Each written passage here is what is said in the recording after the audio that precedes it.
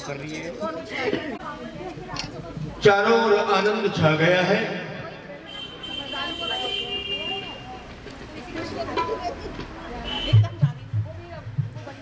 अदिति और कश्यप जी का मूक हृदय जय जयकार कर रहा है।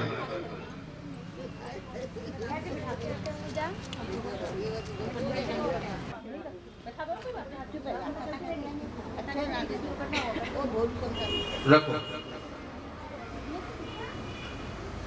अभी वामन भगवान भिक्षा लेने के लिए जाएंगे, अतः उनके अपने स्थान पर विराजमान रहने दें। संपन्न कराया है वामन भगवान।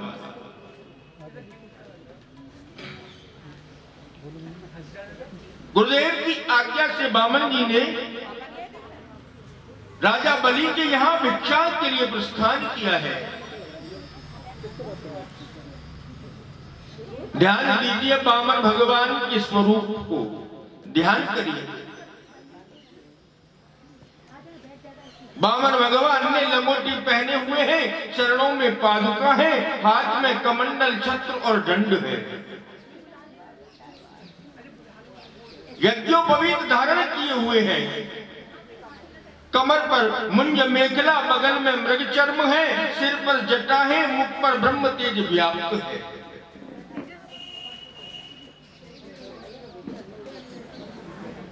नर्मदा किनारे बलि के यज्ञ मंडप के द्वार पर पधारे हैं। शुक्राचार्य जी के सहित सभी ऋषि समूहों ने वामन भगवान का स्वागत सत्कार किया है।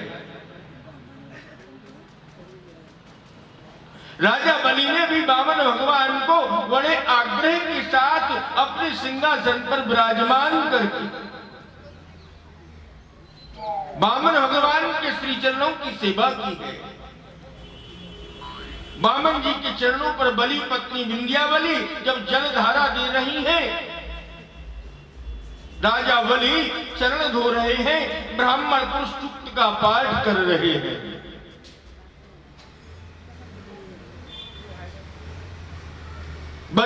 बलि राजा ने वामन भगवान से प्रार्थना करते हुए कहा है, महाराज आज आपके चरणोदक को प्राप्त करके मैं पवित्र हुआ हूं। मेरा यज्ञ सफल हो गया है, मेरा कल्याण हो गया है। बड़ी विनम्रता से राजा बलि ने वामन भगवान से कहा, महाराज लगता है आपको कुछ ना कुछ आवश्यकता तो है, आपको कुछ ना कुछ जरूरत तो है, आपको जो कुछ चाहिए, आपकी जो भी इच्छा हो, अपनी इच्छा को आप प्रकट कीजिए। इसकी भी आवश्यकता हो मैं प्रदान करने के लिए तत्पर हूं। सुखदेव स्वामी कहते हैं, राजन राजा बलि के भावों को देखकर बटुक वामन प्रभु को आनंद हुआ है।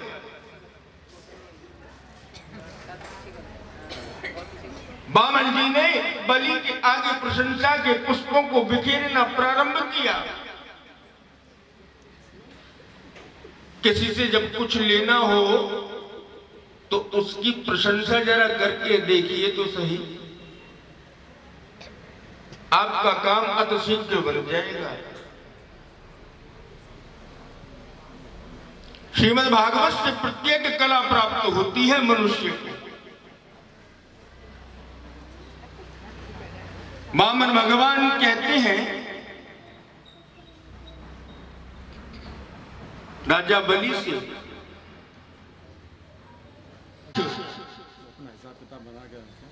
हिरण्याकश्यप की दान वीरता और उदारता की एवं भक्ति की उन्होंने प्रशंसा की है।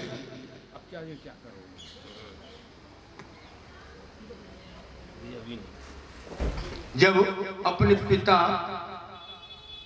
अपने बाबा, अपने परबाबा यानी अपने पूर्वजों की प्रशंसा को जब राजा बलि ने सुना वामन भगवान के मुंह से, तो विचार करने लगे ये वामन भगवान लगते तो 7-8 वर्ष के हैं, लेकिन बात हमारे परबाबा परदादाओं की करते हैं। बलि को पहले वचनबद्ध किया है, प्रतिज्ञा ली है, यानी कहा है राजन आप संकल्प लीजिए।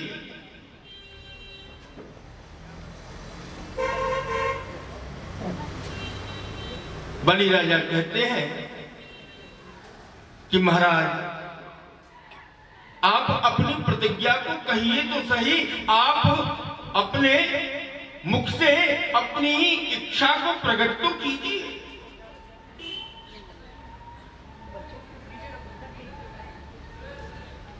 लेकिन पहले वामन भगवान ने वचनबद्ध करने के लिए राजा बलि से संकल्प लेने के लिए कहा है। गुरु शुक्राचार्य जी को बुलाया गया संकल्प के लिए, लेकिन शुक्राचार्य जी महाराज ने मना कर दिया। गुरुदेव जब संकल्प कराने के लिए राजी नहीं हुए तो वामन भगवान ने कह दिया महाराज आपके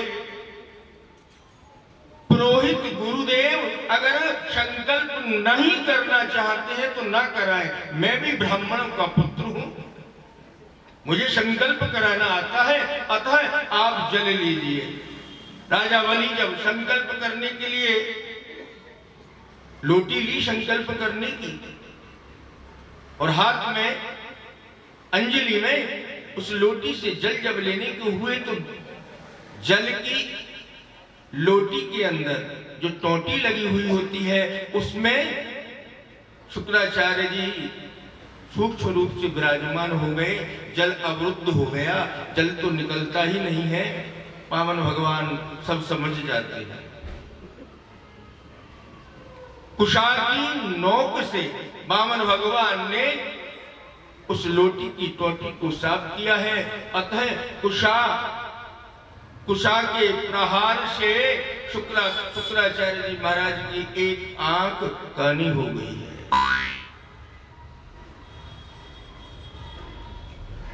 शुक्राचार्य जी जल के पात्र से निकलकर बाहर आ गए हैं। वामन भगवान ने संकल्प कराया है। संकल्प पूर्ण होने पर वामन भगवान ने अपने स्वरूप को विराट रूप में बदल लिया है। वामन जी ने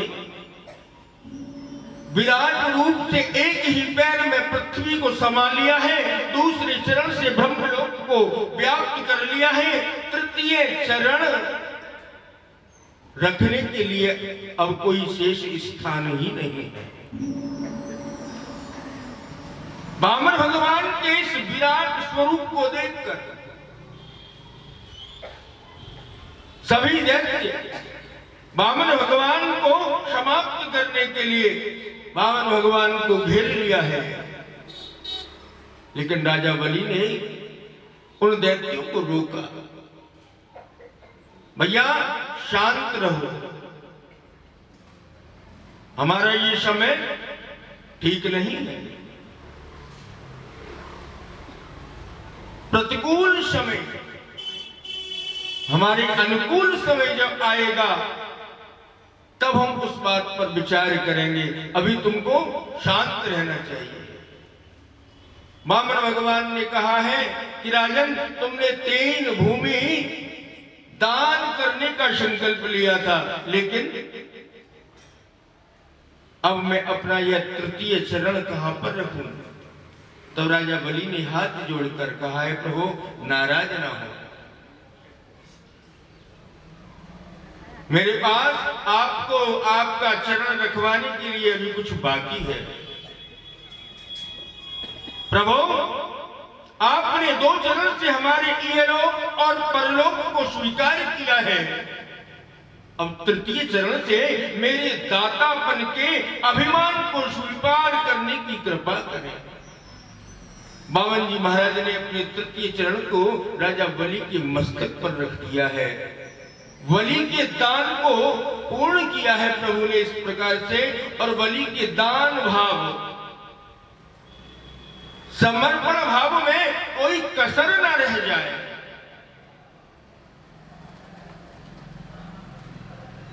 इसे देखने के लिए वामन भगवान ने गरुड़ देव को आज्ञा दी कि बलि को बंधन में बांध दीजिए।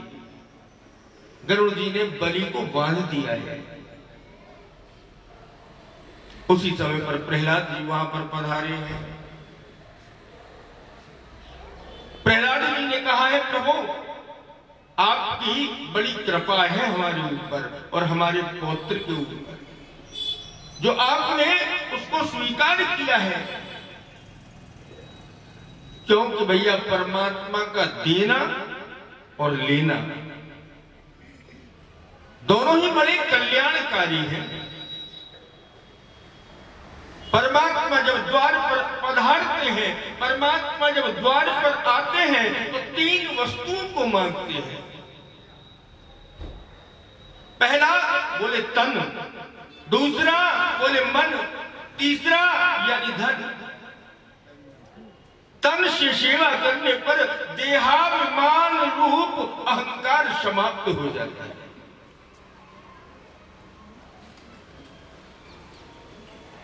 मन से सेवा करने पर परिश्रम व्याप्त नहीं होता, और धन से सेवा करने पर माया रूप मोह ममता हमारी नष्ट हो जाती है।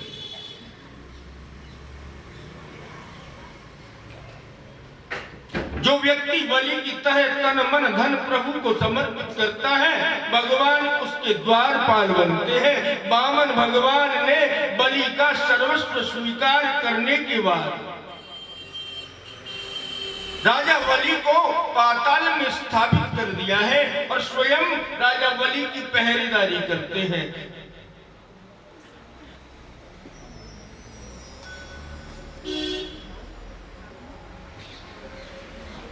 नारद जी महाराज ने मैया लक्ष्मी से जाकर समाचार बतलाया कि आपके स्वामी बलि के यहां पर द्वारपाल बने हुए हैं। तब लक्ष्मी जी ब्राह्मणी का